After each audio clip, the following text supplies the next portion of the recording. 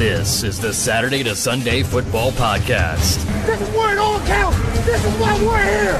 This is why each one of us are here. And now, here's your host. Welcome back to another edition of the Saturday to Sunday Football Podcast. I am Paul Perticchese, and joining me as always is Mr. Matt Caraccio. Matt, welcome. Paul, again, as we kind of navigate the landscape that is the incredible analysts out there in our space, and we continue to look deeper at this class, it's hard to really set the stage for the gentleman that we're having on this evening. This is probably one of the people that got me into understanding prospects, exploring the world of evaluation. Honestly, I'm just humbled to have him on the show, Paul. Just bring him right in. There's not enough words to say. Yeah, absolutely. If there was official S to S standings in terms of who's made the most guest appearances on our show, I believe this man is at the top of the leaderboard. You know him all. His name is Mr. Matt Waldman. Matt, welcome back to the Saturday to Sunday Football Podcast. Oh, man, thank you so much for having me. I look forward to this podcast every year, and I always am excited when you guys contact me as I'm doing the RSP, and I'm thinking, this is one of the podcasts that I enjoy getting to do a lot of podcasts, and I'm very thankful for that. But I know that the kind of work that you guys do individually, and also the format that you do when it comes to interviewing guests and what it is that you're interested in, is just so in my lane. And I love having the conversations that we do. So thank you again for having me on. Absolutely. It's our pleasure. We look forward to it every single year as well. So let's get right into it. And before we start talking about some players, I know Matt and I are always very intrigued about your process, any behind the scenes, how you have evolved, changed your process for this past year now. Obviously, you just finished this beast, released, last week. Can you give the listeners maybe some ideas in terms of how you maybe changed the process this year a little bit as you continue to evolve what you do and how you interpret things and evaluate prospects? So I'm probably not going to put this in the most kind or nicest words that I should, but the RSP went to Duke's Fat Camp. Okay. It lost a good bit of weight, and instead of being an 1,800 pace, page behemoth, it came in at just under 1,100 pages. And that's because I stopped doing play-by-play write-ups. I did that when I started the RSP in 2006 because I needed to do that in order to learn more and more nuance about the game. And it got to a point where there were diminishing returns, where I wasn't able to get as many prospects I wanted to evaluate, and I wasn't getting the same amount out of it. So I decided that I was going to stop doing that. I was worried how people would think about it, but everyone was telling me, you're crazy. Don't worry about it at this point. You're good to go. It's a nice little exercise to maybe transcribe every single play I see on a player every once in a while, but I've been doing this for, nearly 15 years. So that's not a big deal. That's changed. I've also added in charting for quarterbacks, accuracy charting for quarterbacks. Because I've been able to watch more games than ever, I was able to chart a lot of games and do a lot more in terms of looking at range of the field that they're throwing to, as well as on script, off script, versus pressure, without pressure, on platform, off platform, mobile, and those types of different dynamics. And it helped me be able to develop a little more solid footing for the grades of how I grade accuracy. And that was eye-opening. And then I'd say more than anything, I'm starting to define a little bit more certain things that I want to do with quarterback decision-making. I'm starting to feel like that I'm getting a handle on what I want to put out there in the coming years and how it's going to be graded and defined. Added some more different ways to split out running backs and how their roles and how to grade that in a way that I could come up with a depth of talent grade. And then probably last but not least, this coming year, I think because I've veered away from more of my old database format and used more of this depth of talent format, just from a behind the scenes inside baseball perspective, I'm hoping that I'll be able to really cut down the amount of time I have to write this book in March based on how I'm going to grade and write things up throughout the year. And if that happens, then my editors, bless them, will probably not have to work so hard in such a compressed period of time to untangle the mess of my drafts when I'm trying to power write this thing in the span of a month.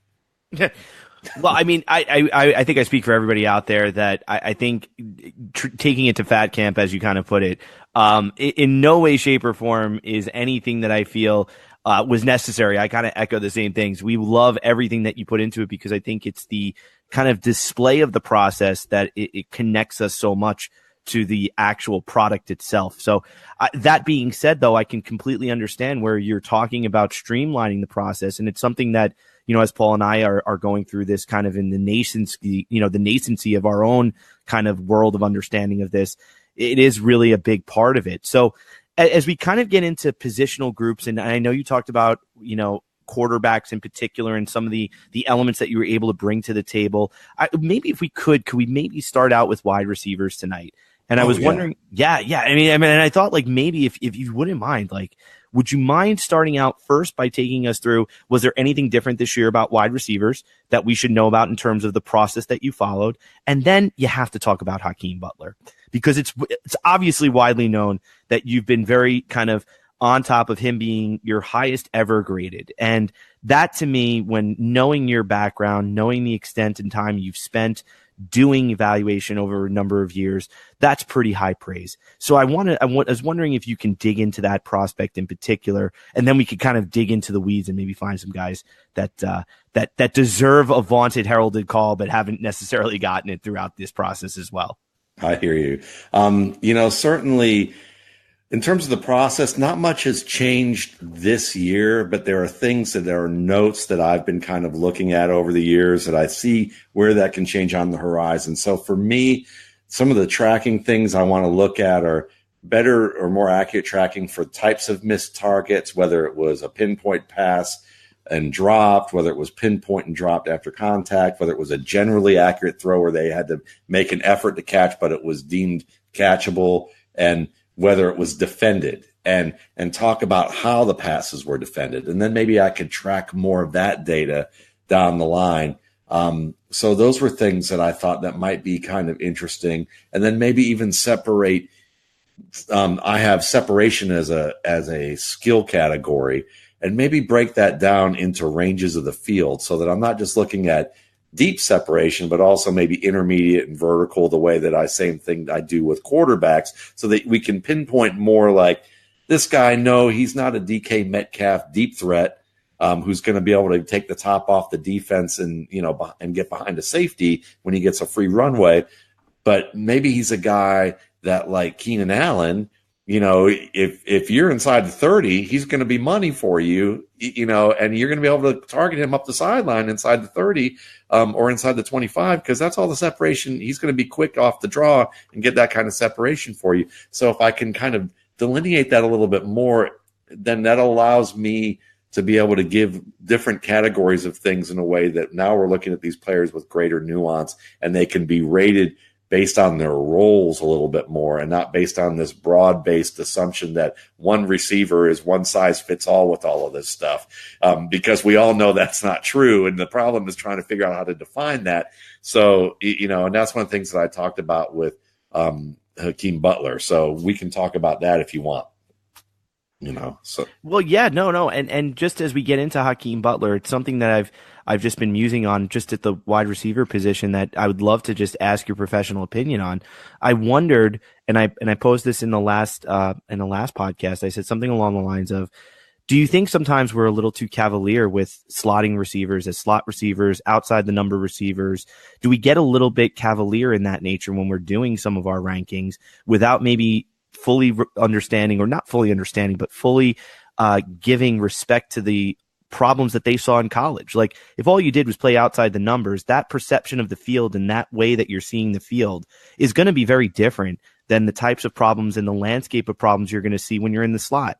Do you think that has any merit? I don't know to what degree, but I'm just wondering, is that a question worth asking? I think it's very much a question worth asking, because you have to think about really what this player is used to doing. If he's not good at diagnosing things on the outside very well pre-snap, then how's he going to be better at that if you just stuck him in the slot because you just didn't like his athletic profile for the outside? And I think that that's something where that can get a little too cavalier sometimes, and there's just not enough thought based on that. But it is interesting, that you talk about that. I mean, when we talk about Hakeem Butler and just kind of this whole idea of how things have changed, I think one of the reasons why I had Hakeem Butler ranked so high is that a lot of it has to do with my rankings. I mean, you have to think about the fact that we're all ranking like 50, 60, 70, 80, 100 prospects at a time. And NFL teams are ranking 8, 9, 10, 12 guys because they've said, you know what, we need a flanker, or we need a split end, or we need a guy who can play some slot, but he can also split him out the flanker if we need to. We need a guy who's a big slot who can do a little more blocking like a tight end as if he's on the wing, as opposed to being a small slot guy. And so when you start seeing how teams filter naturally how they're going to look at the player pool, then you start to realize that a guy like last year, who I like, Dante Pettis, well, yeah, I had him ranked my number one receiver. But it's probably because, more than anything, not because he was just good and I liked how good he was and appreciated the things that I studied, but my scoring system is going to be broader in terms of it's going to favor versatility. It just naturally faces versatility because I'm trying to look for, are they good route runners? Are they good at these different things? And I'm looking at a broader spectrum of that where maybe, if anything, it might push down slot receivers a little bit who aren't going to be guys who separate deep, because that's not their role. Or that they don't have to face press coverage on a regular basis. So those things automatically may deflate them unless they can play both inside and outside and show those skills that outside receivers normally do and have that or they play in an offense where they can play more speed. So when you start looking at Hakeem Butler versus some of the other players in this class, Hakeem Butler did some work in the slot and showed some of that quickness and ability to bend that's really fundamental to excellent route running, that he can drop his weight like that and decelerate so well or flip his hips well. So when you have that and he can do that like a small man and run whip routes like that, as I've often talked about, then that makes him a guy that sets up the rest of the route tree. So he's going to be able to learn that because he learned the hardest part of running a break. And he executes that so well. And then you also see the examples of him being able to use multiple moves at the line of scrimmage in terms of, rips and chops and arm overs and swipes and swats. And then comparing that with his footwork movement, different foot fires and different types of a rocker step and a 3-step and a 4-step and all those different types of things. And you say, is he always successful with it? No, but he has the vocabulary and he is successful with all these different vocabularies at different times. So all of that works in a way where you start seeing that because he can run routes, because he can separate, because he can catch against contact, because he shows skill where he breaks multiple tackles in the open field and he's a good runner and he's got promise as a blocker. Well, while I look at depth of talent, there's depth to each of these things that he's doing. So naturally, he ends up being one of the highest players I've graded at that position. It turned out he was, at least in this depth of talent, which is, I think, 4 or 5 years old now. So I'm sure there were players before him that if I had the sophistication of means to evaluate them and on a level that I could show that depth, maybe they would have challenged him, Calvin Johnson. But at that time, I was just scoring players based on, can they do these basic things and how good were they? And there was a little too much he's really fast, he's really tall, so I'm probably awarding him triple bonus, and inflating him because he was tall and fast and all that kind of stuff, and really didn't have a defined criteria to say, listen, because we're guilty of that. And if you don't have a process, it's easy to look at someone who's really tall, really fast, jumps really high, and end up inflating what they did because you're like, yeah, he can catch, but because he can leap and catch, that's even better because he's really fast and going to get the separation. That's really better. And suddenly you're giving him bonus points that he didn't deserve because of his athletic ability. And so, yeah, for Butler, absolutely earned what he got in this particular evaluation. Yeah, absolutely. I mean, the whole Butler, this trajectory during this pre-draft season has been a fascinating one for Butler, with people, at the high end, in the middle, some people a little bit down on him. It's going to be interesting to kind of see how he performs, where he ends up, the immediate opportunity. It's going to be fun to follow that.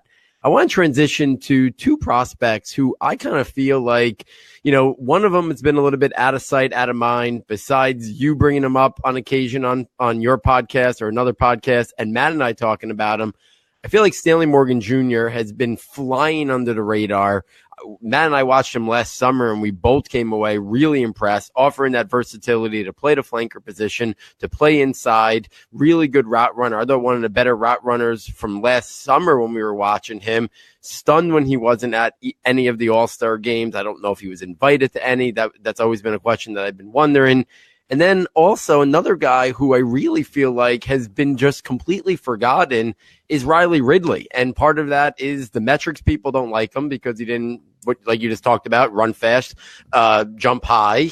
And the production people, market share, and that didn't really love him because Georgia, didn't put up, really glorious passing stats. And he was just a part of their team effort.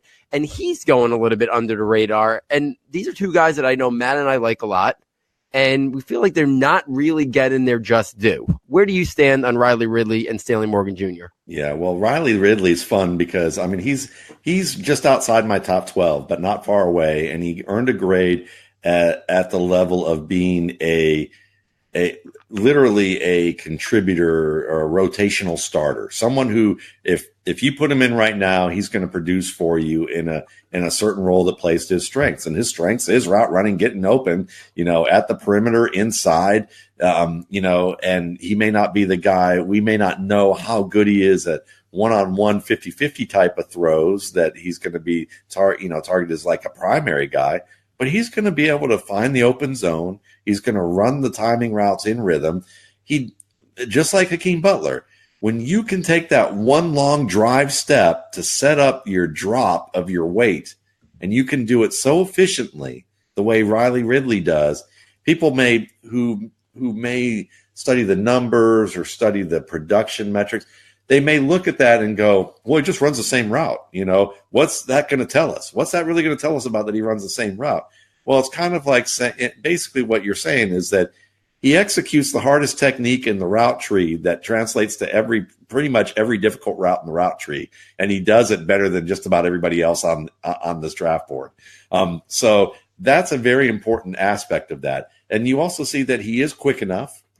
His speed isn't great, his top end speed, but you're looking him to be an intermediate range route runner, kind of in that from the line of scrimmage to about 30 yards. If you get him in that range, he's going to get separation for you. And at 4.58, if you run in a 4.6, 4.65, I would even bet that if you have separation in the first 10 to 15 yards, you're going to hold that guy off for 30 to 40 yards, maybe even longer, depending on just how closer you are to 4.55 compared to 4.65.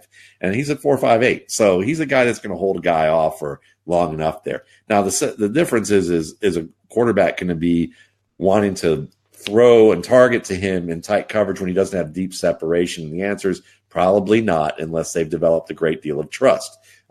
But is he going to get open and get plenty of separation in that first 10 to 15 yards on the routes that really they're going to use him for? Absolutely. So I think he's a sound possession threat who has hints of being a little bit more downfield.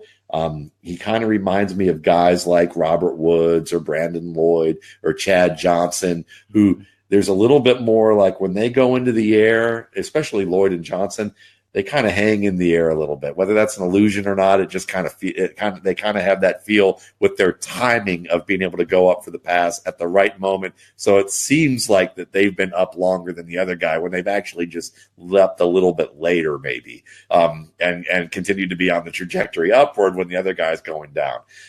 So you have that. Then there's Stanley Morgan. Stanley Morgan Jr. is probably my favorite player in this draft class, and just flat out. And it's not because I think he's the best. It's just because you watch him, just like you, I watched him this summer, And I thought, oh, this is going to be one of the top prospects in the class. Like there's no doubt to me after watching like 4 games of his. Like you said, he can run routes. He has really good hands technique in terms of how he catches the ball. If he doesn't catch it cleanly because he's used the correct technique, he gets second chance opportunities to catch it. And then he's just like, he's quicker than you expect. He has more acceleration than you would expect, maybe if you're not, if you're not someone who's keen to be able to see that. And it's hard to see that on tape. So I watched him, and it seemed to me that he was always getting separation, and that he was able to get deep on some players, and that he was able to go up and make contested plays.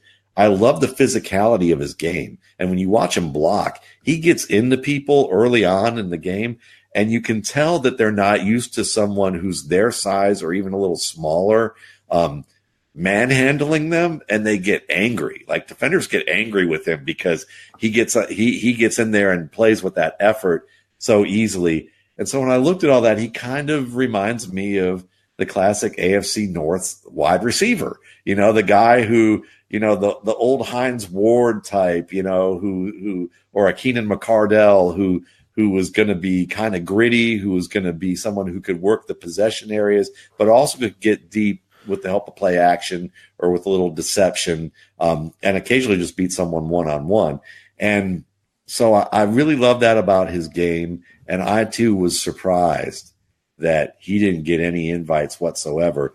And when you look at the metrics of his acceleration and his short shot, and his metric, his acceleration and his 3-cone drill, there were only like 2 players in like the top 30 of my board who were as good or better than him. I mean, like. He's quicker and has more acceleration than Deebo Samuel. And everybody goes nuts over Deebo Samuel for that exact reason. And he has better acceleration and he's got better change of direction quickness. And then you look at somebody else who was high up there. Miles Boykin might be the only guy who's like better, and he was like the true combine wonder this year. And Stanley Morgan were just like, well, he didn't get invited to any post-draft stuff, except he did go to the combine. So the fact that he ended up at the combine, somebody knows what's going on. So I think he's going to end up getting drafted in the mid rounds, or maybe the 5th or 6th round at worst, and he'll work his way up. He's going to be a good player.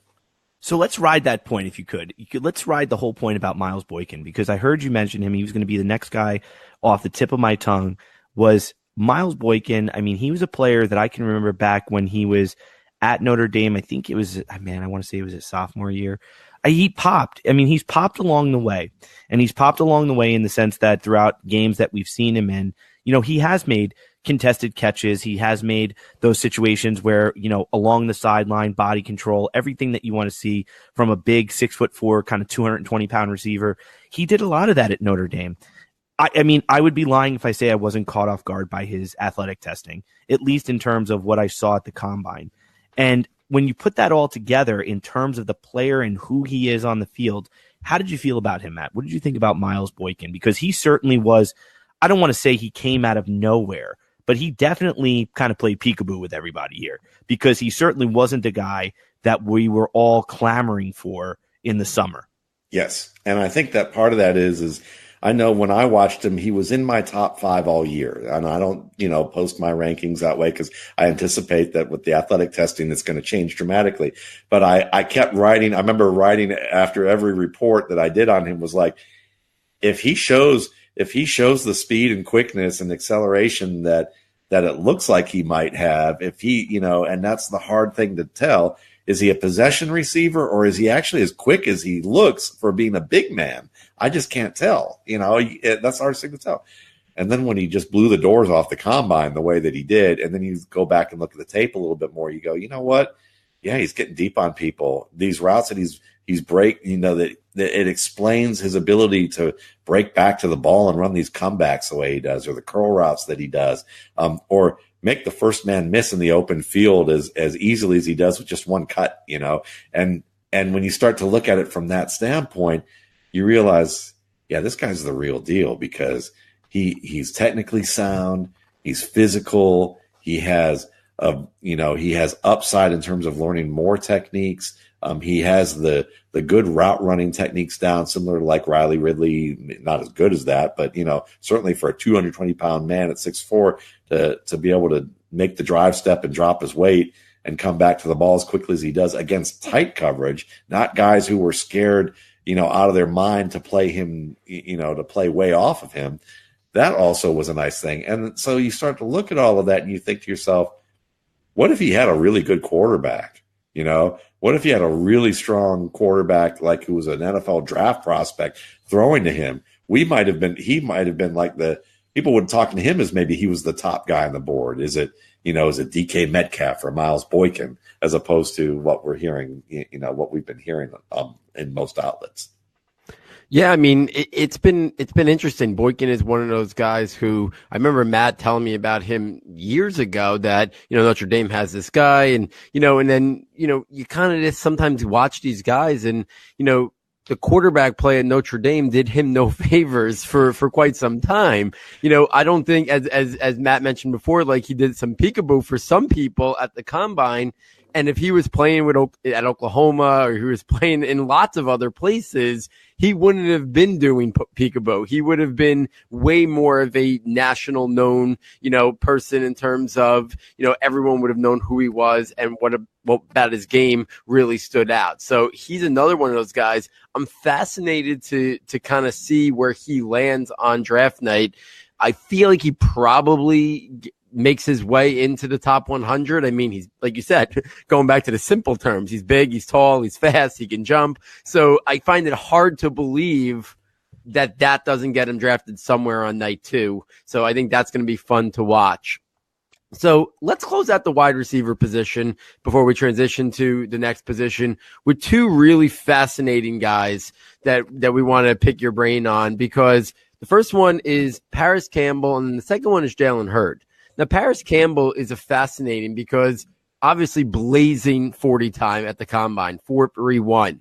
The narrative around him seems to be he didn't run vertical routes. While he's got elite speed, he's not a guy who can win vertically down the field. He only caught 2 passes beyond 20 yards, I believe is the statistic that has been thrown out there. Is that more of he just wasn't asked to do it in that offense? Or do you see concerns that he can't do that to his game and he is more of that short to intermediate, make plays after the catch type player and not be a guy who can win vertically down the field? And then 2, Jalen Hurd, former running back, now a wide receiver. Some people think maybe he should be a move tight end at the next level.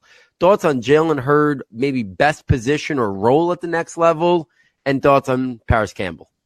I like Parris Campbell, and I really thought that, when I was hearing that narrative, I thought as I watched him that maybe I would start to see things that would say, yeah, he's raw. And he's inexperienced in certain areas more than he's raw, because we talked about the drive step, the long drive step. He can do that. He's shown that on tape. He can set up these hard breaks with the one long drive step rather than gather his steps. He didn't have to do it frequently, but when he did it, you're like, that's good. That's what you want to see. So you know that he's going to build on that route tree. I also like the way he catches the ball with his hands. He attacks the ball very well. He can get airborne in high point. He can slide and dig out the low target. He's really good at adjusting the ball in the air on short outlet routes where he has to kind of turn downfield but still be square to the ball. And he did that in such a fine way that I think that there's a lot of skill in terms of how he tracks the football and accounts for multiple things. He integrates skills very well for what he was asked to do, and he's one of the best blockers in this class. So to me, I think that that's one of the other things is that he's a big play, fleet-footed guy. He delivers a punch well as a blocker. And what I think people don't think about either is that because he played in the slot a lot, or he was used a lot over the middle, they didn't use him on as much in the vertical game. But when they did, studying Dwayne Haskins, one of the things I noticed often was Dwayne Haskins often missed Parris Campbell breaking wide open. I saw that multiple times on some deep plays. One of them notably, and it happened multiple times on this route with him, was a deep corner route.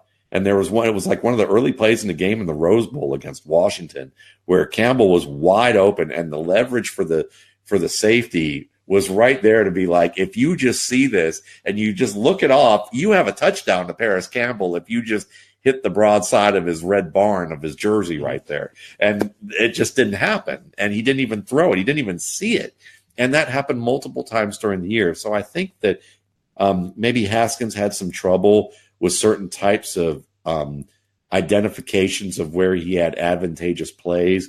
And part of that might have been from the slot in the deep game, being able to just kind of understand it and visualize that to a level, because he rarely went there, even when the leverage was good for that. Hurd is one of the fun players because I don't know all the ins and outs of what went down at Tennessee. I mean, I read the Sports Illustrated article once, but I probably needed to read it a couple more times to understand what really went down there. But it seemed like he got thrown under the bus, and it was kind of like a bickering divorced couple talking about why the marriage ended poorly. And a lot of it ended up getting foisted onto Hurd for not wanting to be a team player, even though it was mentioned that he played Hurd and they ran him into the ground. And it was funny because as a running back, you watched him. And I graded him 3 or 4 years. It was 3 years ago, I think, in the same class with, guys like Derrick Henry. And I thought he's kind of slow-footed. He kind of trips over his feet. He's not really well balanced with his running. He doesn't set up creases very well. He can catch okay. He's got some power, but I can see the quickness in his game, but it's just not all there. And what was funny is then we fast forward and I saw him at Baylor as a wide receiver, and I'm like, this guy can drop his weight. He can do the drive step. He can catch the ball with his hands pretty well. He's quick. He attacks vertically right off the line really well. Oh, and wait, they put him in the backfield. He looks even better now as a running back than he did back then. And I understand that they're playing like nickel more often. He's not being loaded up against SEC defenses that are stacking the box. But his cuts and his ability to set up his footwork got a boost because he spent so much time working on the footwork of being a route runner and learning how to drop his weight and time his steps and set things up, that I think it actually transferred well for him as just a ball carrier in general. And he looked a lot cleaner and more precise as a ball carrier, to the point that I was like, I kind of miss watching him as a running back. And I thought maybe I missed that. I thought maybe I had liked him a lot as a running back. So then I went back to watch him as a running back at Tennessee again, this year. And I thought, oh no, I didn't like him. And here's why. He really did get better as a running back by becoming a receiver. And that was a really fascinating thing about him. And I think he should be a wide receiver. I think he should be an X probably. Maybe even he could probably play X or flanker eventually as he learns the route tree. But he can be a slot player right now. That's what he's been doing.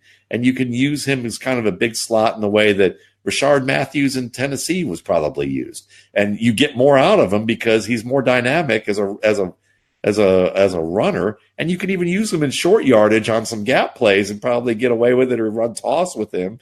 And you can get him to be like your second or third running back, your situational guy, and have some scheme versatility baked in with that as he's learning how to be an X or a Z in the offense. So he's one of my top 15 guys. I'm really excited about him. And I think that the fact that he just was like, I'm a 5-star running back, but I want to be a receiver, and I'm going to deal with all the fallout that I did and put my nose, down, put my head down and work on becoming a receiver. And you watch him at Baylor and go, he never looked like he was a running back in the first place until you put him in the backfield. So to me, that's an ultimate compliment for his work ethic, and I'm excited about where he's going to head.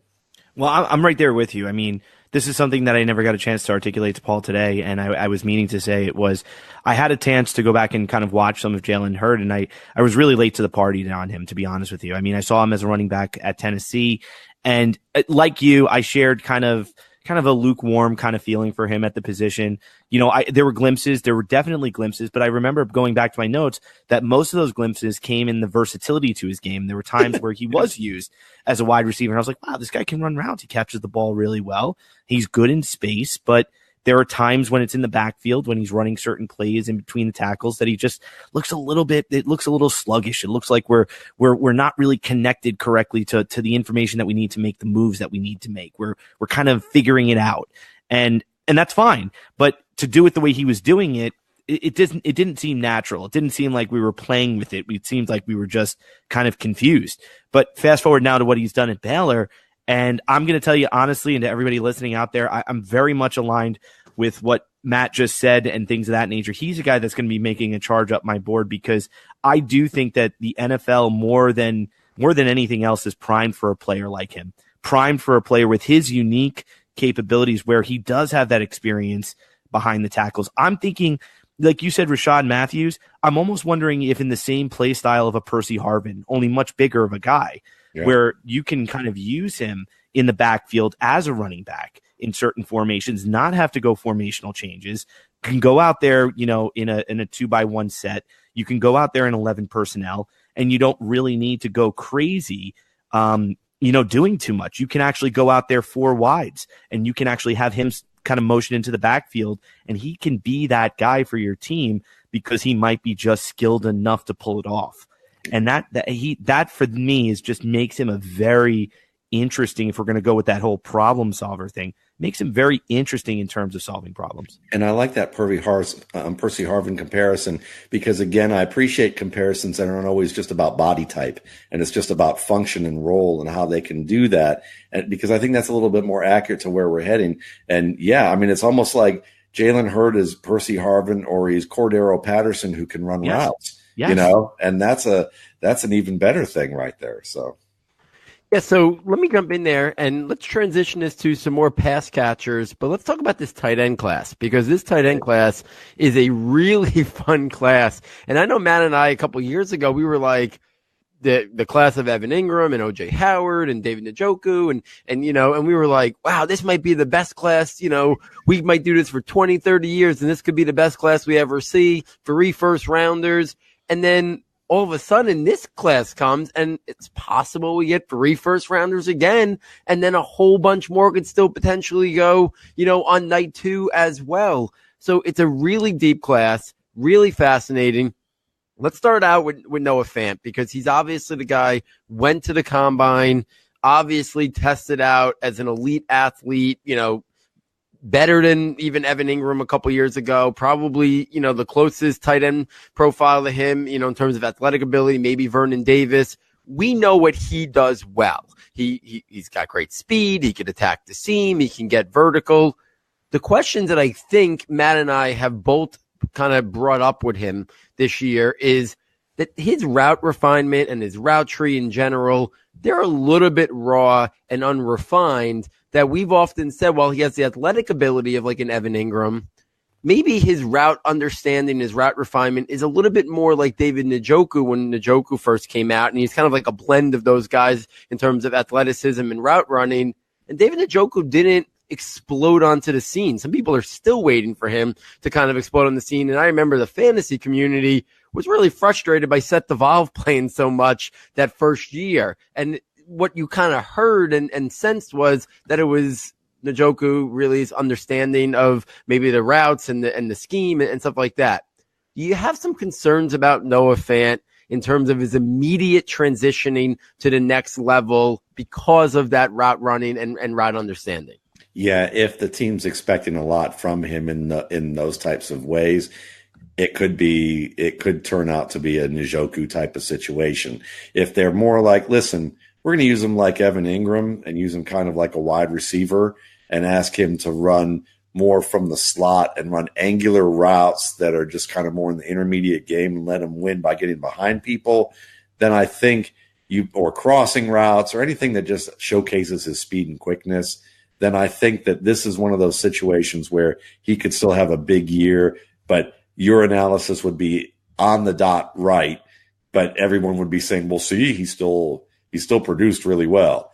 So I think that for Fant, he can drop his weight effectively to make turns, but he doesn't bend his knees as much as he should to earn that sudden deceleration that you want to see from some of these hard-breaking routes.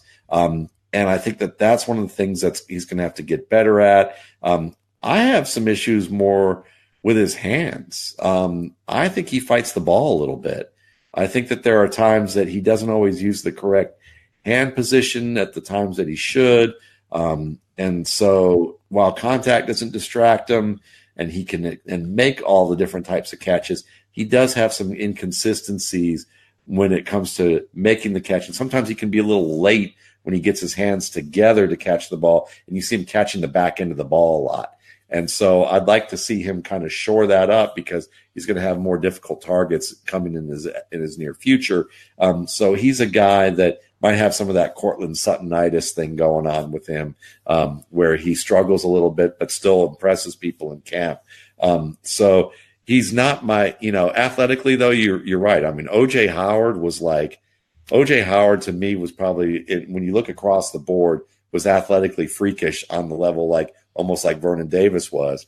And Fant was the closest one to really either meet or exceed a lot of those metrics that Howard showed, a few years ago. And I agree with you. I think this is a better class.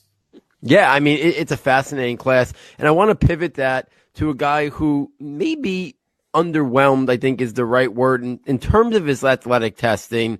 But I know we talk about him a lot, and we've been talking about him since last summer, and we didn't even think he was going to come out in this draft class, and that's Irv Smith Jr. And for whatever reason, maybe it's the combine didn't live up to the expectations maybe people put. Maybe it's the size, which I don't see that as a huge issue.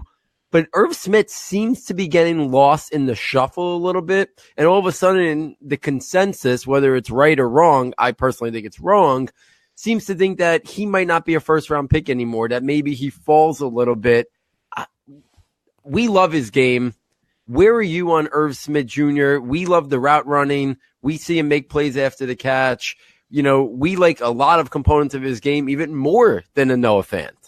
Oh, I have him over Noah Fant easily on my board. And if you were to say that he's the top tight end in this class, I would not argue with you one way or the other. This guy, it cracks me up. I hope I'm a Cleveland Browns fan and I want David Njoku to do well. But if he fell and the Browns drafted him and kicked Njoku to the curb, I could care less. And I want Njoku to do well. But that's how much I like Irv Smith.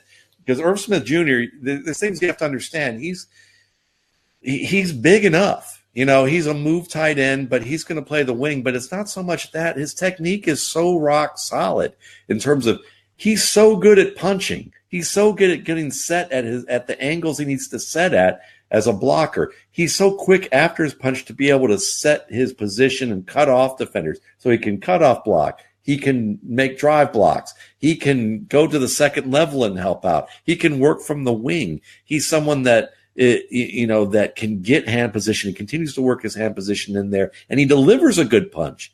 And then on top of that, I think he's going to be – I honestly think if I were to make a prediction, and I think I wrote about this, is that if I were going to make a prediction for a tight end this year, I would predict the player most likely to have the greatest production of any rookie tight end will be Irv Smith. Don't say that. Don't say that because that's what we said on a podcast. You copied us. Totally copied us. There you go. You totally copied us. There we go. I did. There we go. I got to pay the fine. No, it's so true though. That's we. I kid you not. That was something that we had said the other day, and it's just so ironic to hear it from you too as well. You feel that way as well, though. Oh, absolutely. Because even though he's not as strong or as fast or as quick as some of the other players, when you watch him in the open field, he's far more aware of what's happening, and he does use his skills to his best of his ability. He bounces off hits. He finds the open crease. He's able to set them up faster. He transitions faster than most of the receivers after the catch.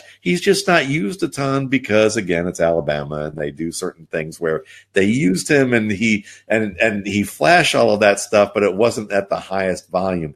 But man, is he good. He reminds me of Delaney Walker. Like Delaney Walker, when Walker blossomed and was healthy enough to be a Pro Bowl tight end. And I think whoever's getting Irv Smith is basically getting one of the best players in this draft and is going to end up like just thanking their lucky stars that I'm sure there's a couple teams right now going just like, please, just everyone still keep shutting up about him. Just just let him fall. Just let him fall, because he is that good.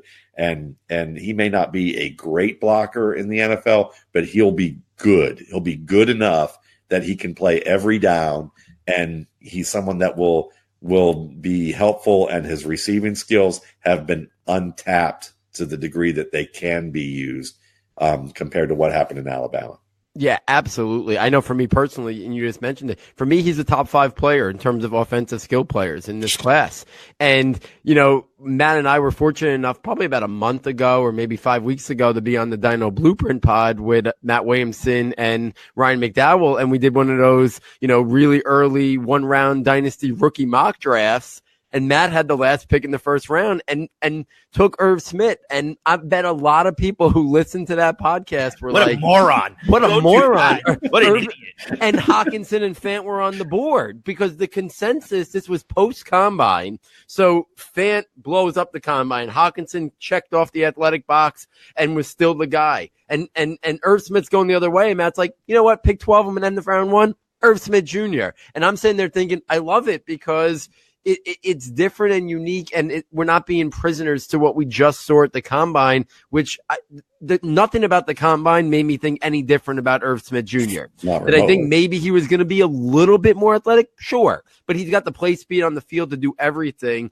And listen, Bill Belichick's going to look like a genius if he really wants to take a tight end in round 1. If he's the guy that makes sure Irv Smith Jr. doesn't get to the second round, and he probably likes trading down, but maybe he just stays there and says, you know what, Gronk's gone. We need a weapon who can do a lot of different things for Tom Brady. We'll give him Irv Smith Jr. And then all of a sudden, Matt picking him at 12 is going to look like genius. And now all of a sudden, he's going to be going ahead of 12 in rookie drafts because he would be attached to that offense and that scheme.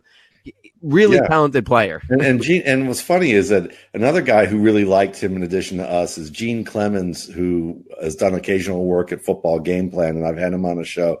And Gene is a former wide receiver at a smaller college, and he's an offensive coordinator at a high school that I grew up near. And we were talking about him, he wanted to come on. He was like, man, you need to come on the show, and we need to do like a debate of like Fant versus Irv Smith. And I kept thinking, and the only reason I didn't do it, and I didn't tell him this, is I would love to have Gene back on my show, is just that I was like, I don't want to represent the Fant side because I like Irv Smith. So I'm totally with you, and it would be a boring show because I wouldn't be believable in trying to sell Fant in comparison to that. As good as Fant can be, it's just that Smith is a more versatile player and more polished player right now. Not to go crazy with this, and I know that we're going to kind of move into something else, but I think just the Irv Smith discussion, just to kind of color it a little bit more, again, if we're talking the traits of the player, the way in he's solving problems, what he's doing on the field, he really is a handful immediately right now for any positional player from a linebacker to a safety at the NFL level. He really is. And I would contest that it's not just because of what he's doing athletically. If you want to whittle it down to that, I think we're missing the beauty of what he does on the field. It's because of the little nuances that he does as a route runner. It's because of the way in which he sets up his breaks. It's because of the way in which he plays the game within the game. And as Matt, as you talk about the vocabulary, he has a very vast and wide vocabulary. I honestly believe he's not the athlete Evan Ingram was, but I can tell you right now that as a route runner, he's just as dynamic, just as incredible of a route runner as Ingram was. And Ingram was a good route runner at Ole Miss.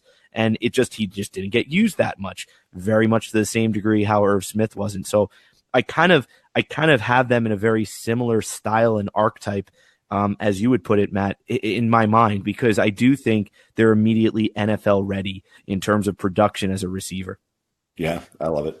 So two other tight ends I want to bring up are two guys getting some attention, but I think they're such fascinating guys to bring up, and that's Jace Sternberger and Dawson Knox. And, for people who evaluate prospects, a lot on the film component of it, as we three do, how hard of it was to do an evaluation when Sternberger has all this production, all this opportunity, to show his skill set, and then try to compare him to a guy like Dawson Knox, who, he's got to be begging for some touches over there in that Ole Miss offense, but really good athleticism, showed glimpses, and I think the NFL is very intrigued by the skill set. I know we're very intrigued by the skill set, Dawson Knox, but those two guys I think are so fascinating. One with so much production this year, one with so minimal production, but trying to put them together and say, okay, this is what I like about this guy. This is what I like about this guy. It's very hard. So maybe take for the process, just, in instances like this, how hard is it to make an evaluation, and when a guy has such little opportunity on his film, like a Dawson Knox, and then obviously also quick thoughts on Jace Sternberger as well. Sure. It's funny because I have them both in my top 5, but there's a bit of a dip between Sternberger and Knox, and I noticed as I'm looking through the RSP that I have a scoring error listed for Dawson Knox. that I docked him 5 points on the talent score. I didn't mean to. He should be 5 points higher than where I have him, not in my ranking, but in the score. So that's a little bit of a typo that I wish I had seen, but nonetheless, Dawson Knox. I mean, the thing about him is as an evaluation, it's interesting because this is where you get into how many catches do you need to see versus how many drops do you need to see. For instance, as in like accuracy for quarterbacks, how many passes do you really need to see? And then we start getting into the slippery idea of, well, how much volume is really there, because statistically none of it's really that significant. There's some point that you have to feel comfortable with it. But for me, it's always been, and that may have to change, but I've looked at Dawson Knox and go, I've seen him catch the ball enough that I know I'm comfortable with what he does as a receiver. I'm comfortable with the situations in where he caught the ball, especially over the middle and tight coverage after contact. Taking contact, he did a really good job with that. And we always knew he was going to be a good athlete. He didn't disappoint with that in any way, shape, or form. And so for me, it's like, yeah, he didn't get used a lot. Kind of like O.J. Howard didn't get used a lot in certain ways. But one thing I know is that dude can block, and he can do it as a fullback, a wingback. He can do it in line. He may not be quite as good as T.J. Hawkinson as a blocker, but he's just as versatile, and he's not that far away.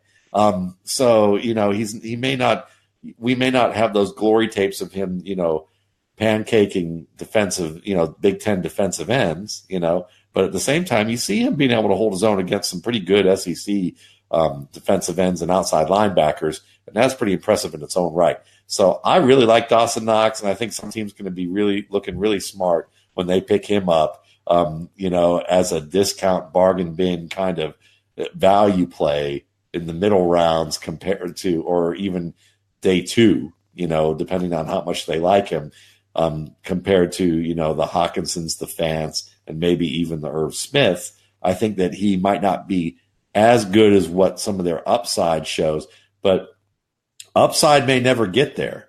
I think his floor is just as strong as those guys.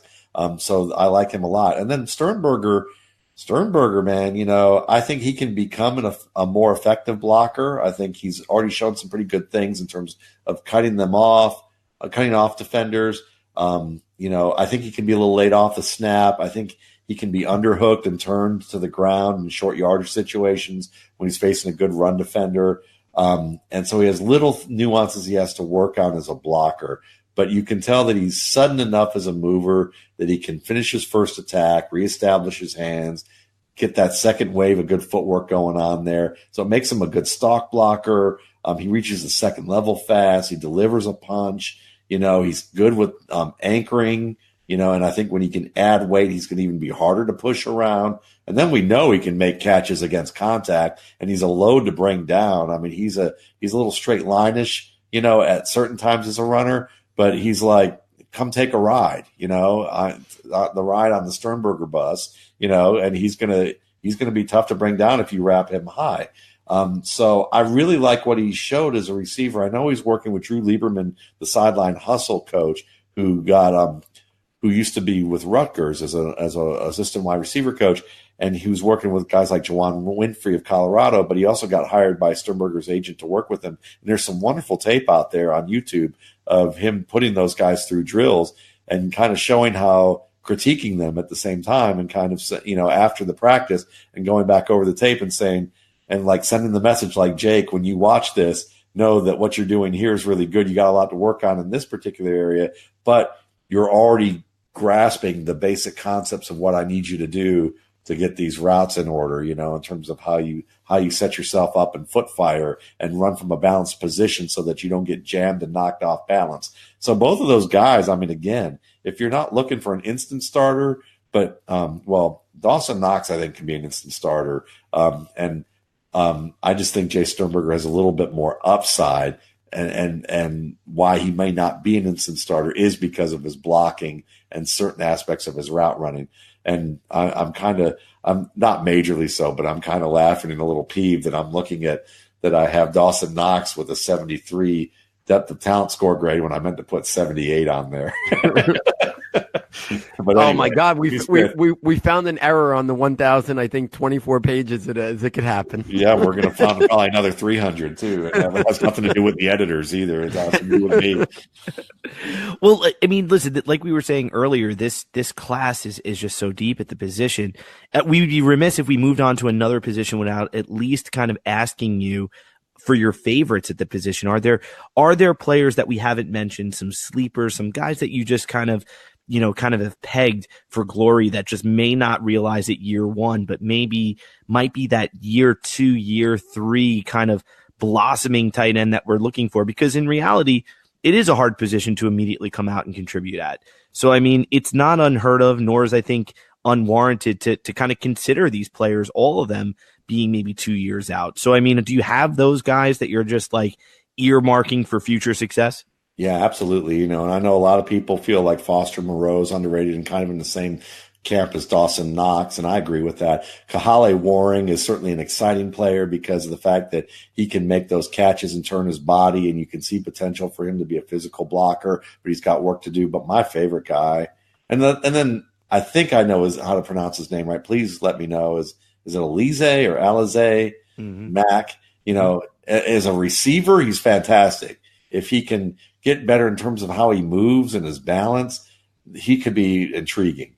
But my favorite guy in this class at the tight end position, in terms of just below the top tier radar, is Trevon Wesco, the West Virginia tight end, wingback, fullback, whatever you want to call him.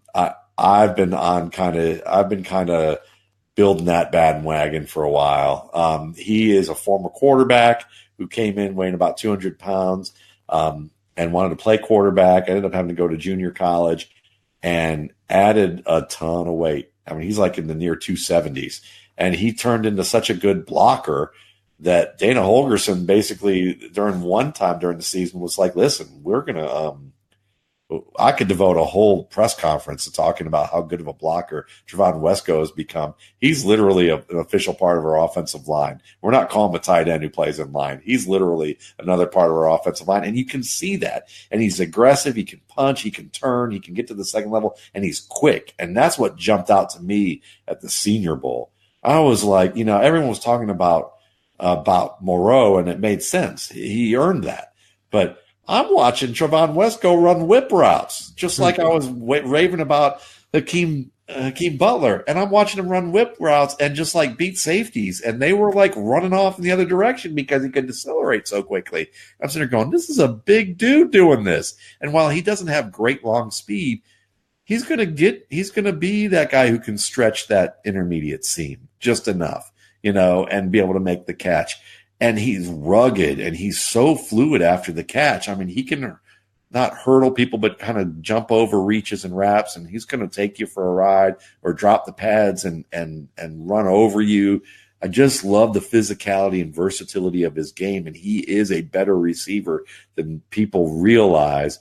And it's funny because I look at like West Virginia's offense, and I think that the quarterback made most of the receivers in that offense. Whereas I think we've often thought the opposite early on in this draft cycle. But Wesco's is the exception. I think that dude is for real, and I cannot wait to see him on a team and in a camp. And when Brian Baldinger is like talking about him, I mean, like I was laughing because I watched something after I put out something about a couple months later after I put something out. Brian Baldinger is doing his Baldy breakdowns, which are so great.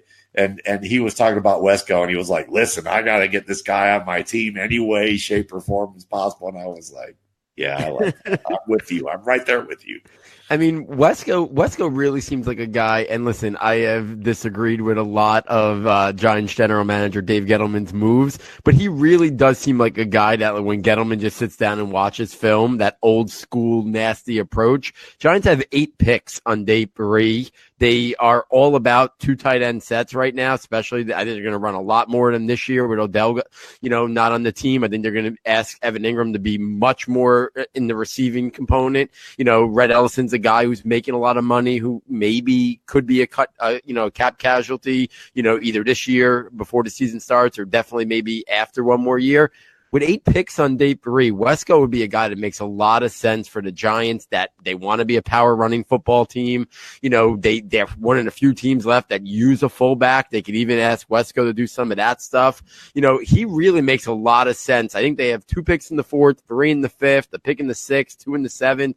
Somewhere in there, he would make a lot of sense for them. And it would be connecting the dots a little bit, but it's going to be interesting to see if he goes off the board and if a team like the Giants maybe looks at that versatile skill set that you were just kind of picture, laying out for this right there and giving us a clear picture of, and think that he might fit in there. So that's going to be a fun one to watch. And, I'd be excited to have a player like him, on the Giants, and playing a variety of different roles and positions. So 100%. And just to add one quick little note about that is then you can move Evan Ingram to the slot and use him a little bit more as that move tight end when he naturally is. And I love the fit. That's great. Yeah, absolutely. So let's pivot this to the running back position, and we've gone about an hour. We know these podcasts always go long with you, but we'll try to hit on some running back questions and then wrap it up with a couple of rapid fire quarterback questions.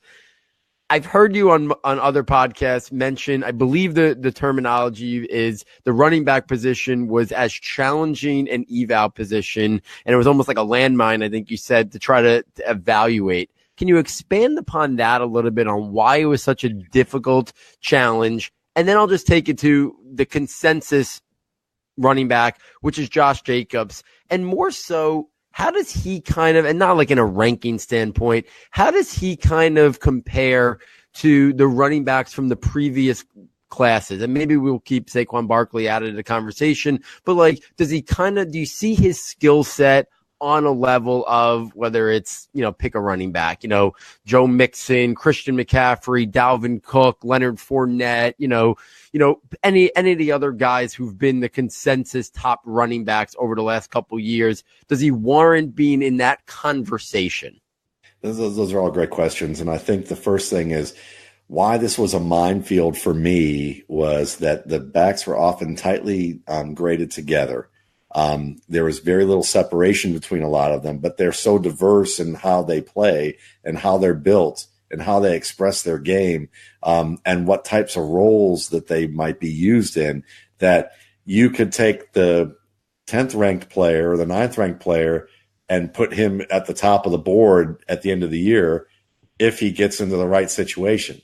So, I mean, we hear that all the time, but this was even more, it was even more the case with this particular class. And then there are players that are kind of difficult evaluations, just all in all, because LJ Scott's a great example.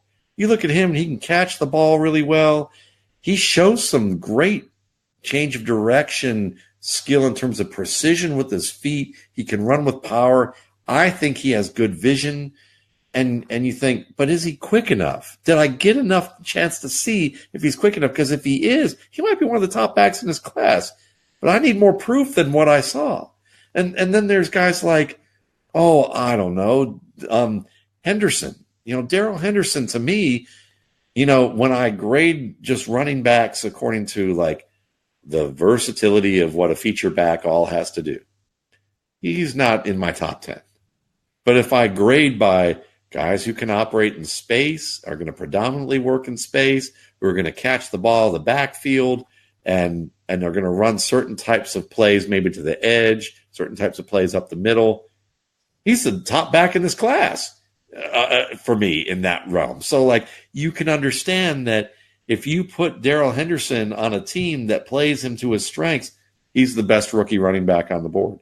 If you don't necessarily do that and play it up as much, then he drops down. Then you have guys who are just puzzling, like Devin Singletary, who I've talked about a lot in different podcasts, but I've described him as short, small, slow, lacking great acceleration, and being slow with change of direction skill, but he has excellent peripheral vision.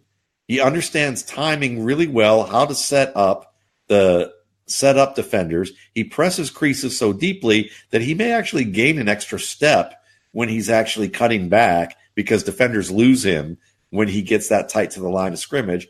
But you think, is he gonna be able to translate to the NFL that way? Because defenders are a little sharper on the uptake, they're more athletic.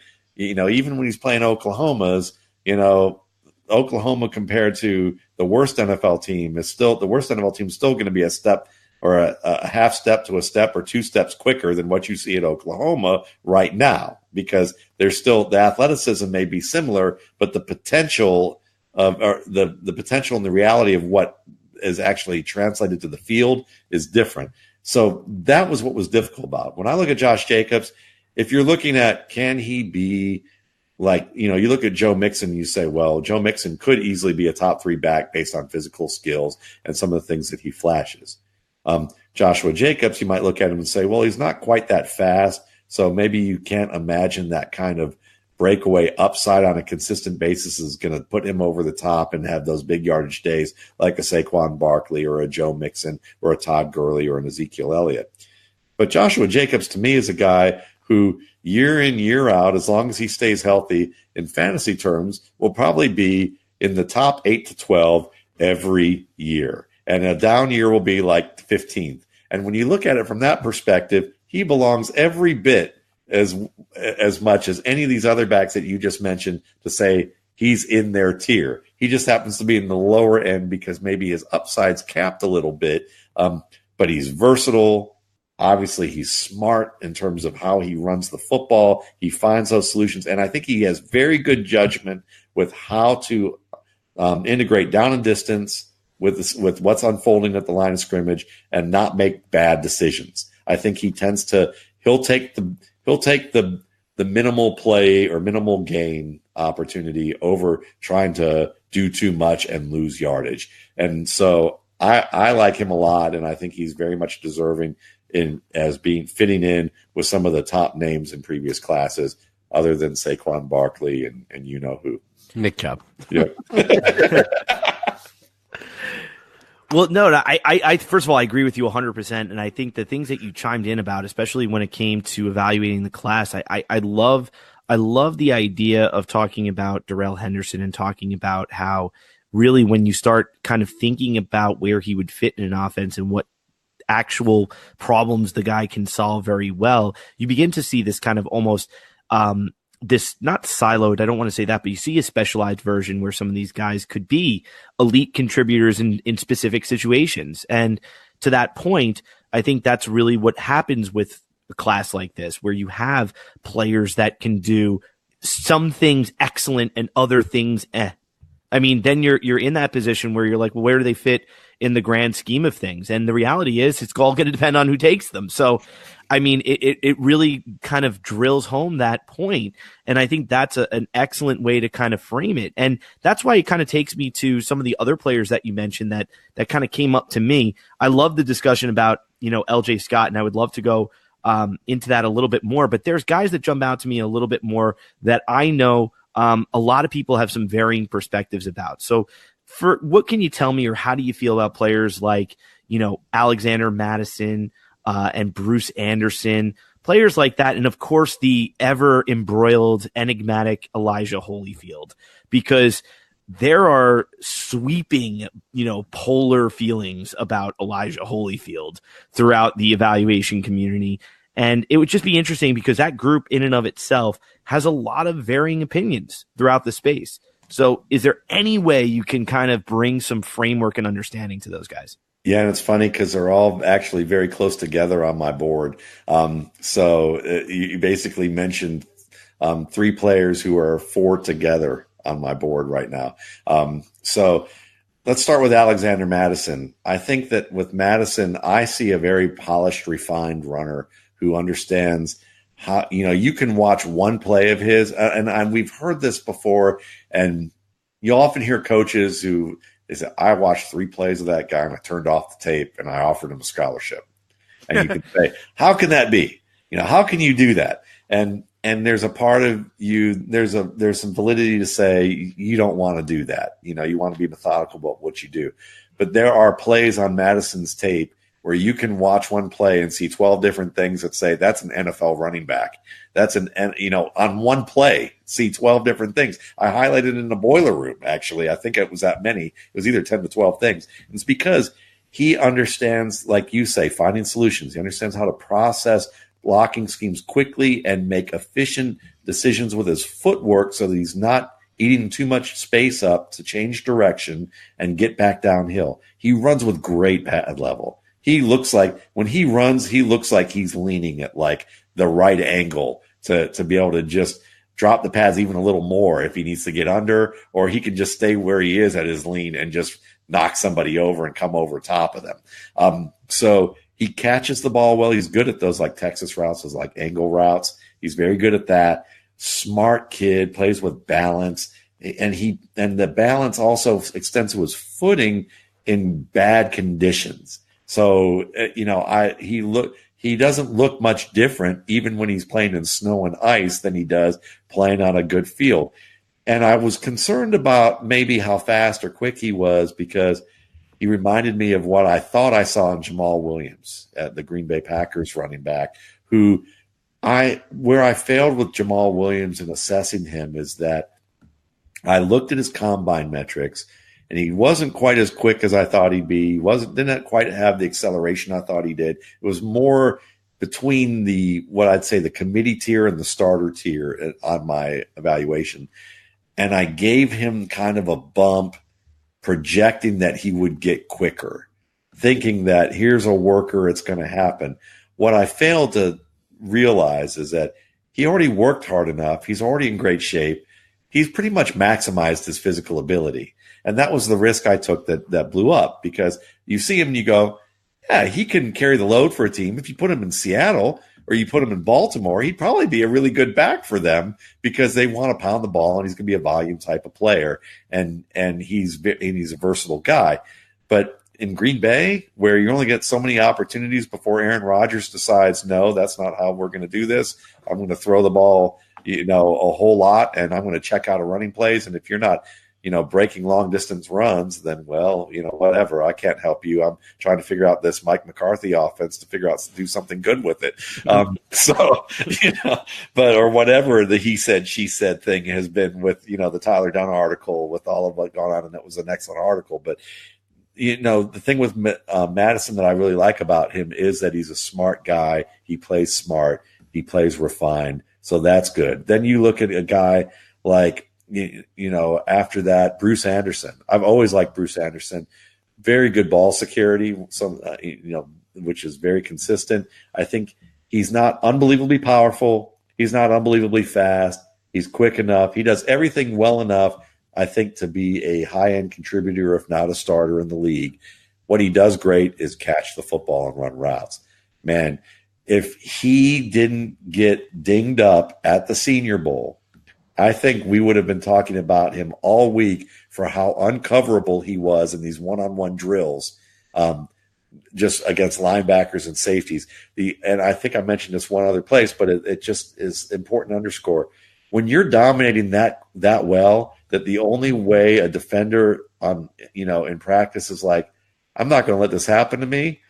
And the only resort they could do was he was going to charge up field and just basically hit the man at the line of scrimmage before he can get off there and knock him down. That was the only successful defensive play I saw covering this guy, Bruce Anderson, at the Senior Bowl in the first practice and then early in the second practice before he got hurt.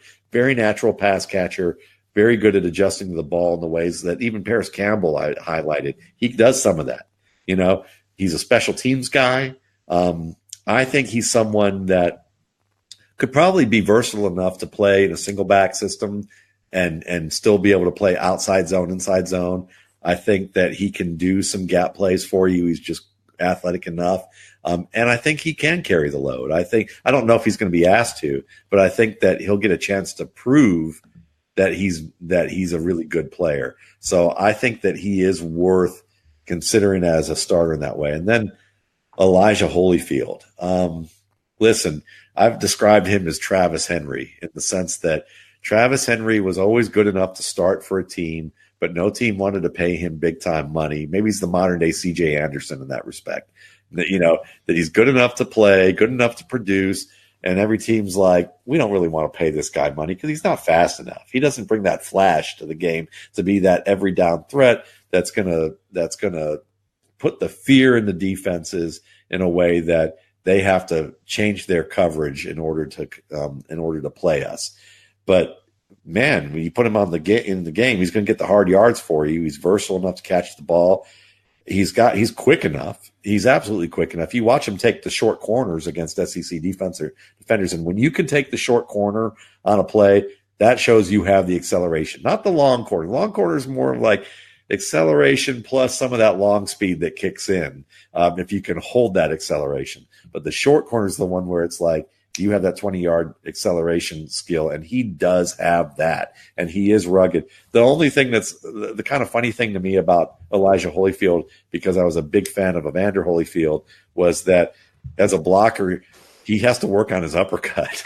So, I think he has the will, but I think he needs to get into the gym and work on the uppercut with his dad. Yeah, Dad, I need a little help. Yeah.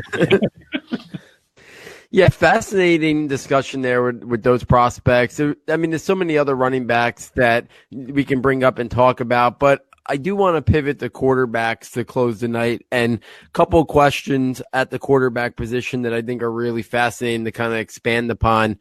And I'll start with two of the high reputation guys in terms of probably going to be first round picks. A lot of people are very questionable in terms of whether or not they deserve to be first round picks. As Giants fans, I know Matt and I are a little bit shaking on whether or not this is where the Giants may be looking. So we ask you, Drew Lock, Daniel Jones, these guys obviously have some flaws to their game. I'm asking you, in terms of their flaws that you can mention, do you see any of them, or which ones in particular, do you see ones that maybe can be fixable or developed with a year sitting behind, a veteran quarterback, a good, strong coaching staff, that maybe with that developmental time, maybe it won't be a wasted pick, that they can fix some of their issues that maybe right now you don't look at them as round 1 or even round 2 type players. And I don't know really where you stand on either of these guys. Are there some things about their game that are fixable that maybe they could develop and progress and maybe at least be warranted as a good starting quarterback? Okay, so let me start this off with a little bit of a question to make sure of something. Paul, what specific math subjects do you teach? I teach Algebra 2, trigonometry, and pre-calc. Okay, so when you're talking about pre-calc and trig, you have to have a basis of algebra. Obviously, 100%. 100%. Okay, so I'm sure you have kids in your class who have the mind to solve problems well, but they forget the fundamentals of the algebra because they just get lazy about certain types of things, about different little rules that are small rules that they just forget, and it blows up the entire answer. And it was traced to because 2 negatives equal a positive when you're multiplying or whatever it is, And I think that when you look at Drew Lock, that's him. Drew Lock is the guy that when you watch him play, I call him a light switch player instead of a thermostat player. And that's because when he drops back, he doesn't show tempo on a consistent basis. He doesn't have his feet set in a way that he needs to on a consistent basis. When he has to move away from the pocket and reset, he just opts to just lean on his arm talent. And he could have thrown a more accurate pass if he just took the extra step. And he didn't get lazy with the extra step and rush that process and end up being careless. He's the careless mistake guy with his processes as a player. And, people will say, well, that's lazy and he's not a worker. I would say that's not necessarily the case. I don't know the story behind Drew Lock and all of that, but I would imagine that he doesn't have that much of a reputation. I've heard he's had a pretty good one at best. It's like that the coaches seem to praise him a lot. I think then coaches unintentionally enabled him because you're a big arm guy. You've done well. They don't have any competition for him. He's playing well, performing well, helping the team win. Yeah, we know he's got to work on some things. He'll get there at the next level. He'll work on it at the next level. And maybe he's kind of bought into that a little bit and been enabled because no one's really said, dude, you really got to work on your footwork and your tempo and do all this stuff because you're not going to get away with this in the NFL. Or they may have even said that, and he just said, yeah, well, I'll get there, and shrug it off, laugh, and go, yeah, you're right, and then not do much about it.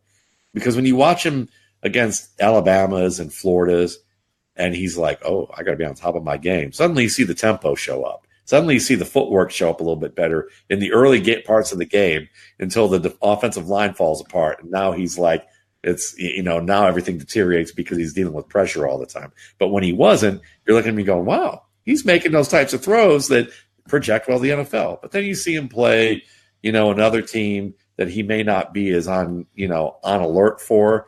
And you're like, you're just the kid who's coasting through class right now, my man, and you got to do better than that. And I'm afraid that because quarterback is so technique laden and so important from a performance perspective that you have to keep those tools sharp and continuously sharpen them to get better and better, so that it becomes just second nature to execute this way.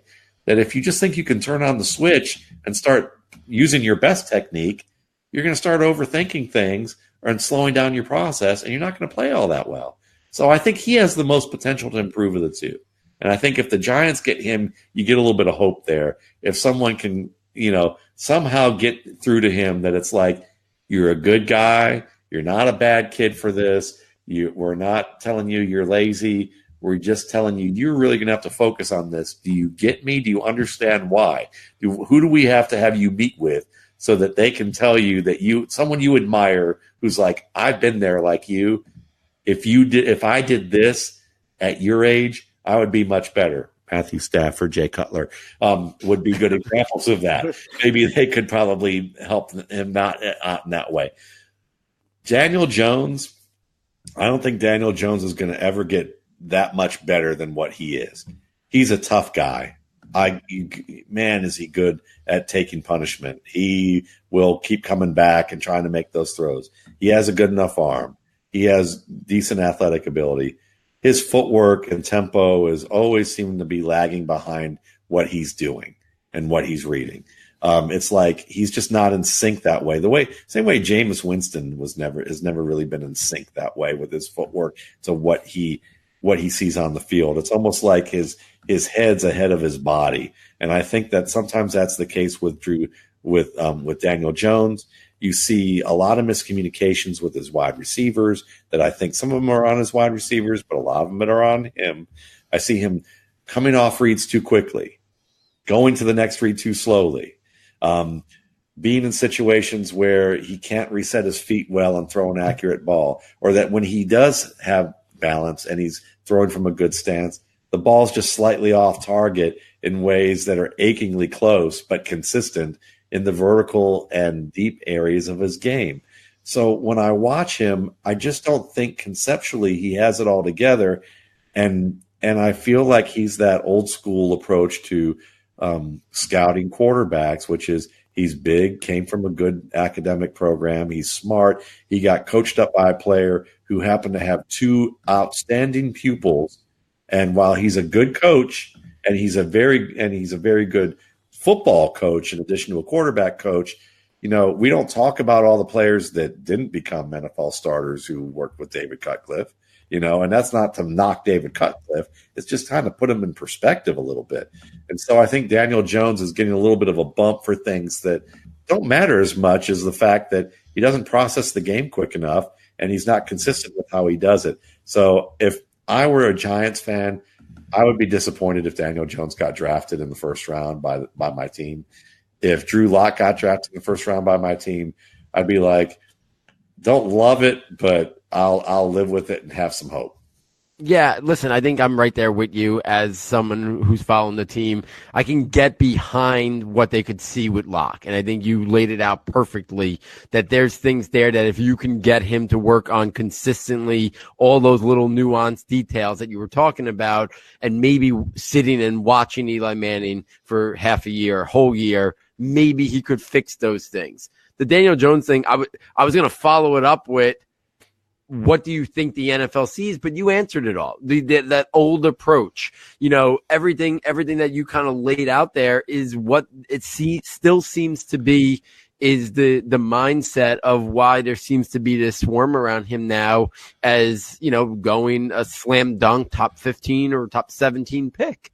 And then on the flip side, let's take this to Dwayne Haskins for a second, who it seems to be the flavor of the week where let's criticize and put him down, and now he's the guy rapidly falling in first rounds, whether it's true or whether it's not. Respect to people like Len Zerline saying he's here, and it was more media pushing him up the board to be the number 2 quarterback in this class, not so much the NFL teams.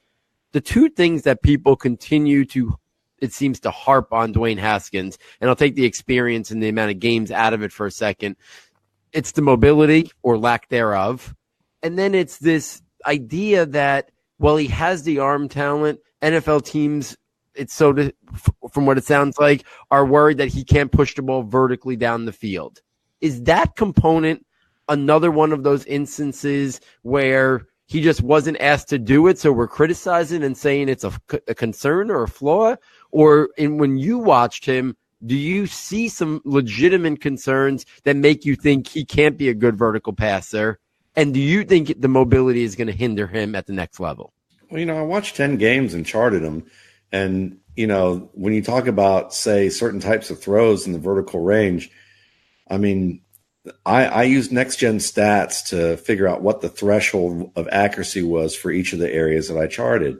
And so for something like, say, the vertical sideline throw, which is 29 to 42 yards up the sideline, the expected range of accuracy is about 50%. And he was at 45.5% pinpoint accuracy on 11 throws out of the 10 games that I charted in that range, which is pretty darn good. You'd like to see him be pinpoint, but in the vertical and deep game, if you can have a combination of pinpoint and general accuracy that gets you well over that 50% mark, you're probably doing well. And he was at 72% accuracy when you combine the general and pinpoint accuracy on that particular range. And you could also see that he was probably 66% in the flat in the vertical range. If you combine his pinpoint and general accuracy, and the threshold was 58% there, and he was at 66. And then the deep sideline, the deep flat, he was about 40% in the deep flat, and the expected rate was about 55%. But if you combine his general accuracy, he was at 60%, so he was over that. So I see a lot of things that tell me the potential's there. He's going to be – I don't think he's a bad vertical thrower. I think he just has a little bit more work to do. And a lot of vertical plays are about rapport with the receiver. There's a lot about timing with that and confidence hitting that. And you've only played 1 year as a starter. Listen, you get more confident as you start to play and you start taking more chances as you get into the season. And one of the things that I noticed with him is, something as little as pump fakes. At the beginning of the year, it's like shoulder fakes. That's all he'd throw. Middle of the year, start to see some ball fakes and some movement with his arm. By the Rose Bowl, it was full arm motion pump fakes with violence. And so what that tells you is it's indicative of his entire season, which is I'm a performer. I'm getting a feel for what kind of chances I can take, how much I can open up my game, how confident I am in making certain decisions that I do in practice and translating that. And I think that Haskins is getting dinged for being a first-year player. And there's some caution about him being a first-year player. And that's why he's kind of dropping down the board a little bit. Whereas with Daniel Jones, you see all the risk management things that people like that are opposite from Haskins, which is multi-year starter, more mobile, better quarterback, better known quarterback coach, good mechanics, ability to play a little bit off platform. Even if he didn't do it all that well in any of those areas that Haskins did, he had more time, and they go, well, we can invest a little more money in that because we can cover our assets a little better, citing all these things. Where with Haskins, we're going to look stupid if we draft him in the early first round and he doesn't play well because we only relied on 1 year. Yeah, I mean, listen, it's one of those things that it's obviously lion season. The truth will come out, a couple of weeks from now on draft night. And I'm going to be fascinated to see if Haskins does get pushed down behind both Drew Lock and Daniel Jones. Like, I can't wrap my head around it as, just from my evaluations on these guys, watching these guys. But the NFL does things that shake my head and many other people's heads when it happens.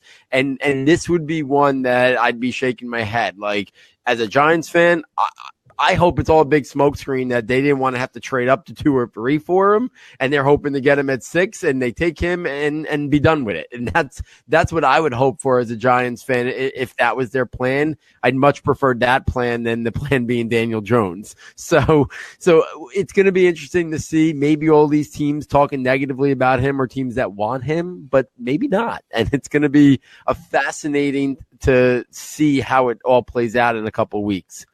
Final question of the night. I know you're a big fan. I've heard you on other shows. He's your top quarterback on the board.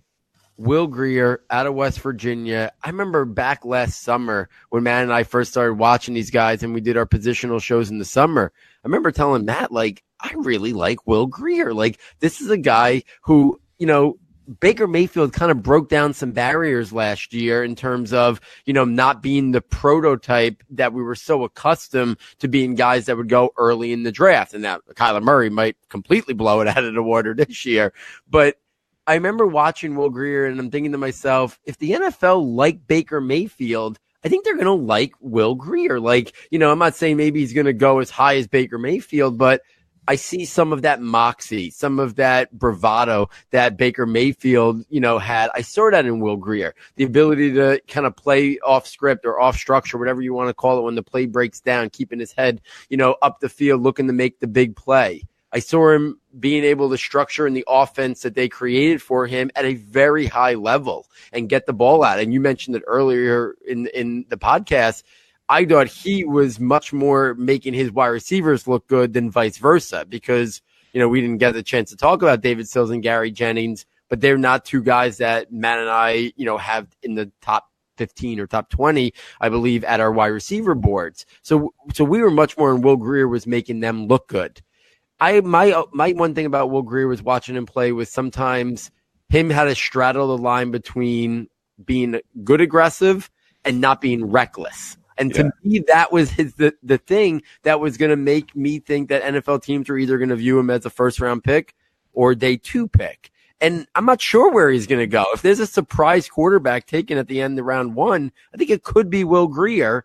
But if not, I think he should be taken somewhere early on round 2. What is it about his game that you like so much that makes him sit atop your quarterback board? Yeah, he attacks the field. He attacks downfield with no compunction whatsoever when it comes to seeing the open man. He recognizes that very well, and he's pinpoint. I mean, I charted all these guys, and so I'm looking at, deep sideline, which is one of the deeper passes. 45% expected accuracy is what the threshold is. His pinpoint was 42.9, and then he had another 14 you could add on that. That was as good as anybody. Deep flat, 55% expected accuracy. You combine his pinpoint, and generally he's at 66%. But the deep middle, he was at 75% pinpoint accuracy. Meaning Bill Walsh wouldn't be yelling at Mike Holmgren for praising that type of throw. He would have literally said, that's exactly where the ball needed to be. I don't need to give you a treatise on exactly where the ball needed to be. It was there. vertical. Same with the vertical game. Well over 60. He was at 60% in 2 of the 3 categories.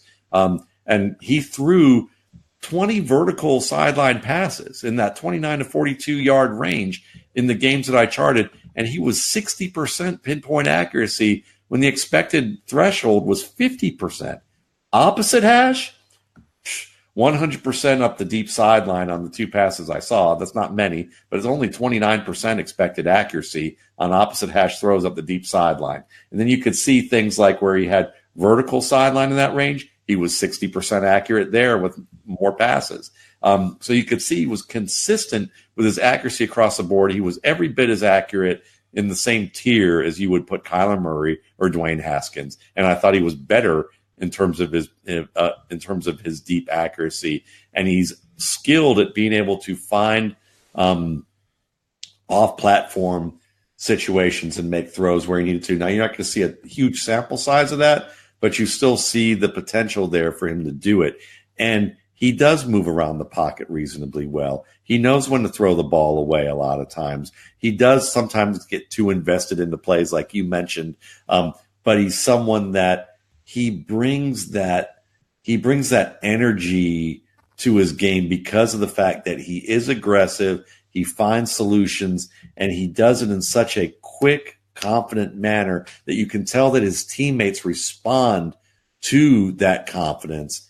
And when you can make players who don't use the right hand position well to catch the football in tight coverage, and he made a lot of tight coverage throws on deeper throws that like a lot of quarterbacks wouldn't make. And I've heard Chris Sims talk about him, an excerpt someone shared with me saying that he loads up a lot and he has to put all his body into the throws. But I didn't think that he had to do that as much as it was characterized. I saw a lot of 1, 2, and 3 step drops where he just stuck the end of that drop and fired that ball downfield, pinpoint accurate. So I think he's every bit as good. He would have belonged to me in the first tier of last year's group. And I think he was every bit as good as a lot of those guys. I had a higher grade from them, Baker Mayfield. That may be more of a reason. That may be more because I probably graded Baker Mayfield a little too low. But I would say that even if I graded Baker Mayfield higher in hindsight, he would have been in the similar tier for me, even if you liked Mayfield's leadership more. Well, I mean, you know what? I mean, you're preaching to the choir when it comes to Will Grier. I mean, as far as I have him, he's number 3 on my list, and he really hasn't been challenged all that much. There were times I was thinking about the Drew Locks of the world. There were times that was running through my head. But just what you said about Will Grier in general, in terms of his play on the field, yeah, it's hard not to see him in the same light. I mean, we could say Baker Mayfield, we can say Doug Flutie. I mean, we can go to Russell Wilson, we can go to that world. It's just hard not to appreciate that style of quarterback when you look at the modern passing game. It's just they're just too good of a fit.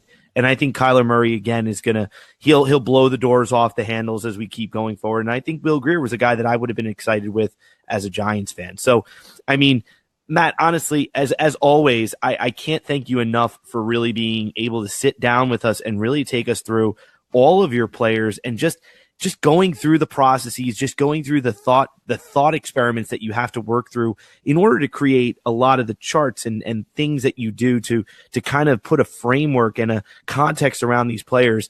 I think it's the reason why the RSP is so well respected in a variety of circles, is just simply just because of the passion and thought you put into it. And it comes through every time we talk about it. As always, it's a pleasure. Thank you very much. And I appreciate that. And it's something that means a lot from guys like you, because you guys put a lot of work and thought into what you do. And, like I talked about before this show, the skills acquisition series that you did this summer is a great example of that.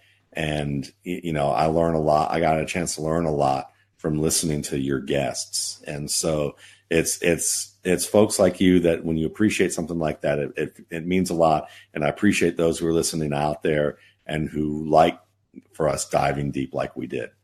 Yeah, absolutely. I'll just echo what Matt said. Always a pleasure to have you on the show. I know we talked for close to 2 hours tonight, and we probably could have talked another 2, 3, 4 hours with so many prospects and go even further detail. It's why we always enjoy having you come back on post-draft. Once we get some landing spots, we can kind of talk about some of the other players that we didn't get a chance to talk about tonight.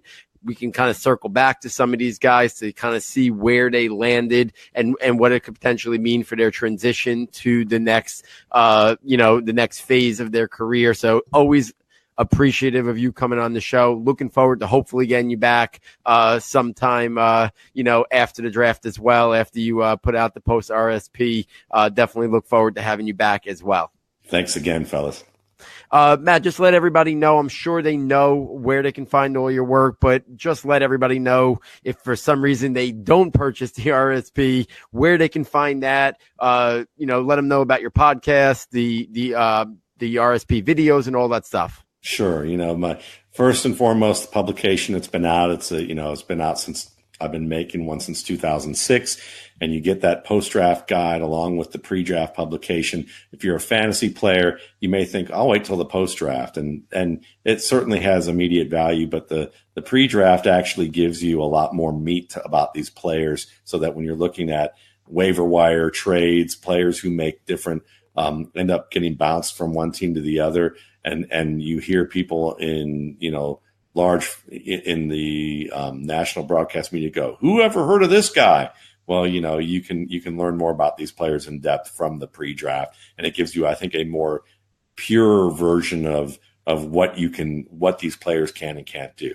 But the post-draft is great with that. You also get put on my newsletter, which is a monthly newsletter from June through December, where I re-rank players, past three classes 3 times during the year, and give you updates on how I think the rookies are doing. So you get all of that with the rookie scouting portfolio at mattwaldman.com.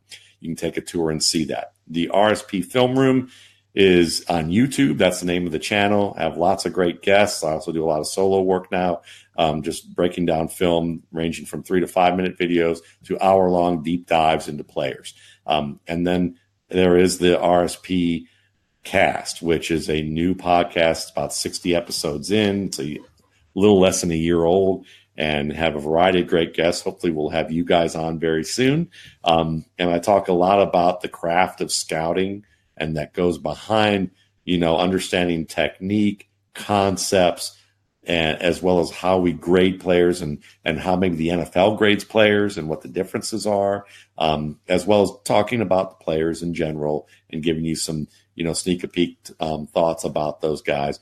And then, of course, there's the site, mattwaldmanrsp.com, where most of that content is available. You can find all that work and links to all this stuff there. Absolutely, guys. Make sure you are following Matt on Twitter. You're buying the RSP. You're listening to the podcast. You're watching those videos. Also, such great information, learning about evaluating, about scouting, and understanding these prospects in terms of their strengths, their weaknesses, how they win, how they fit schematically, and so much more. Matt, any final parting shots here to close it out? No, I'm just thankful for the fact that I get to do things like this with you guys, and I don't think you meant me.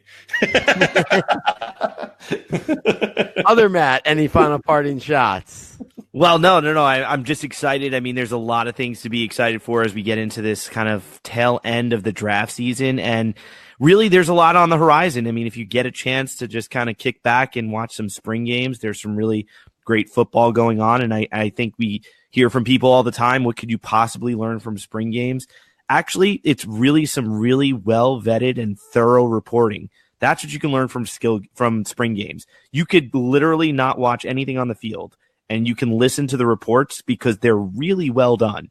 I find the commentation in spring games to be the most awesome of the year because there's really a lot of investigative reporting that goes into what happens in the future. And so far, I've never been disappointed. They say a guy's going to start, he's going to start.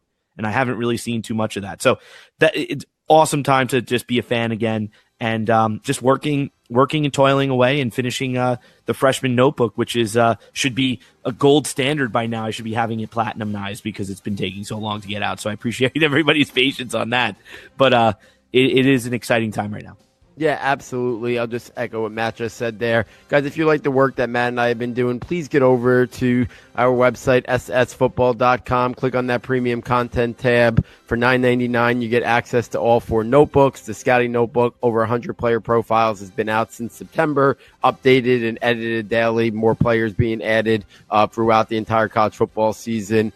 The rankings notebook is out there with all our different types of rankings and tiers for Devy, for draft eligible based on film. It'll have our dynasty rookie rankings post-draft. And then within the next week or two, our 2 final notebooks, the freshman notebook that Matt just made mention of with profiles on the top incoming freshmen for your Devy leagues or just for understanding about who these guys are who are about to step foot on a college game. And then the final notebook, the draft projections notebook, where I gather from every single resource imaginable, podcasts, written, TV, et cetera, how I expect it to go. So you basically will have all our information on what we think of them. And then the draft projection notebook is how I kind of portray it actually happening on draft weekend. Matt always mentions it's the TV guide for draft weekend. It'll have a position for every single tab, offense and defense, notes on over 400 players, their combine measurements and metrics, if they performed at the combine, a tab for